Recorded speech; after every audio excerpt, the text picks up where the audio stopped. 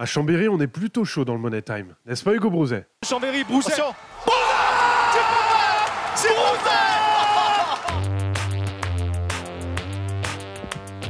Bonjour à toutes et à tous et bienvenue pour le débrief de cette troisième journée de l'Ikimoli Star League et Pro League. Au programme cette semaine, des surprises, des fins de match au buzzer. Allez, on fait le tour de l'actualité handball en 5 minutes, c'est parti. Et on attaque ce débrief tambour battant du côté du Phare à Chambéry, qui recevait Ivry, deux équipes en mal de points. Les Savoyards avaient très bien entamé cette rencontre, menant de 7 buts au cours de la première mi-temps. Mais dans le deuxième acte, les coéquipiers d'Emeric Zepfel et Miloš Bozovic sont revenus petit à petit jusqu'à égaliser dans les dernières minutes. Une fin de match qui tourne à la folie quand au buzzer, Hugo Brouzet s'empare de la balle et la suite, vous la connaissez. Oh, quel but, on revoit ça en ralenti. Quel extraterrestre, Quel Hugo tir. Brouzet. Une action qui en fait perdre son latin à notre commentateur Maxime Ducap.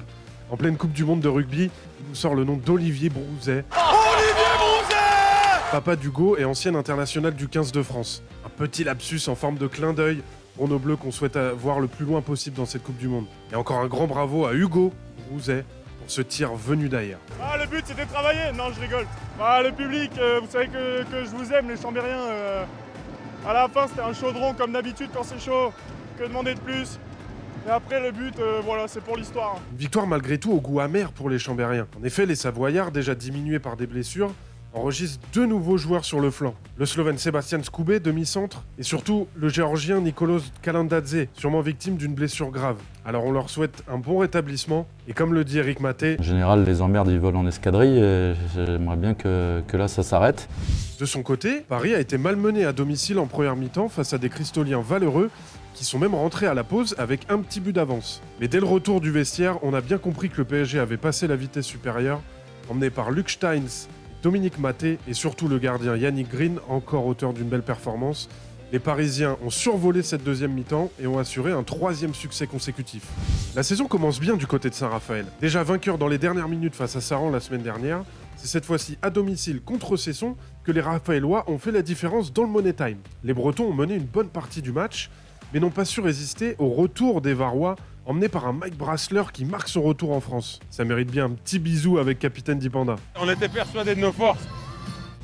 Montpellier, reçu 3 sur 3 également après sa victoire à Beaublanc face à Limoges ce week-end.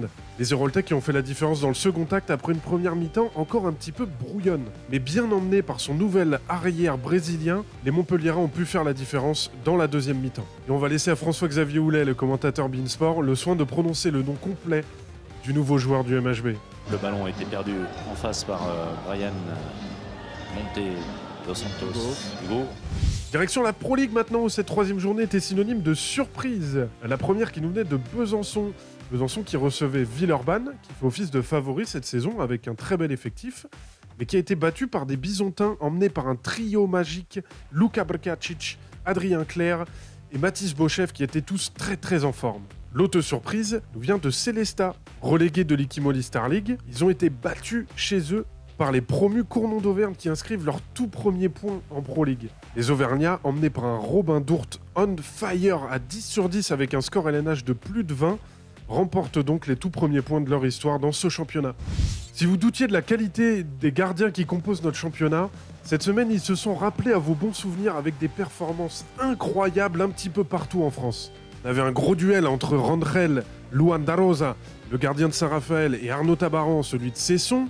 Puis un Milan Bomashtar bouillant dans le but chartrain pour aller chercher leur premier point de la saison contre Dijon.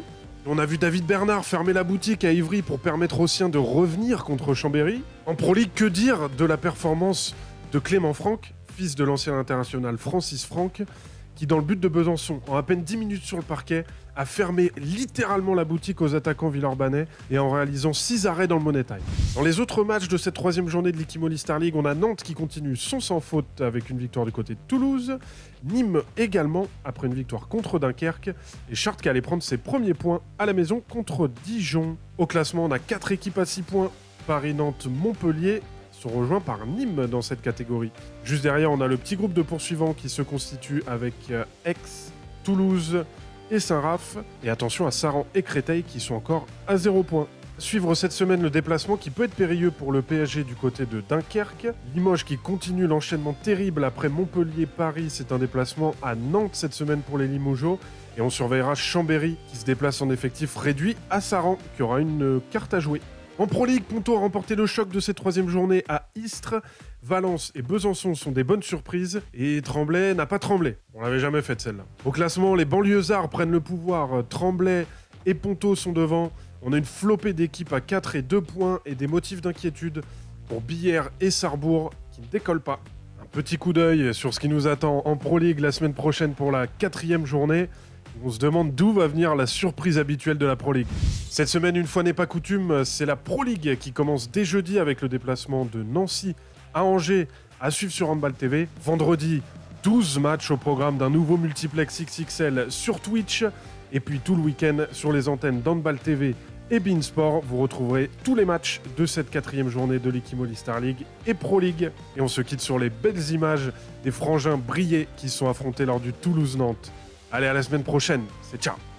Ouais, c'est vrai que c'est vraiment particulier, c'est un peu un rêve de jouer ensemble en première division, donc c'est un moment spécial. Je passe un peu surréaliste. Quand je le voyais en face de moi, je me dis mais non, je vais pas lui mettre un carton quand même.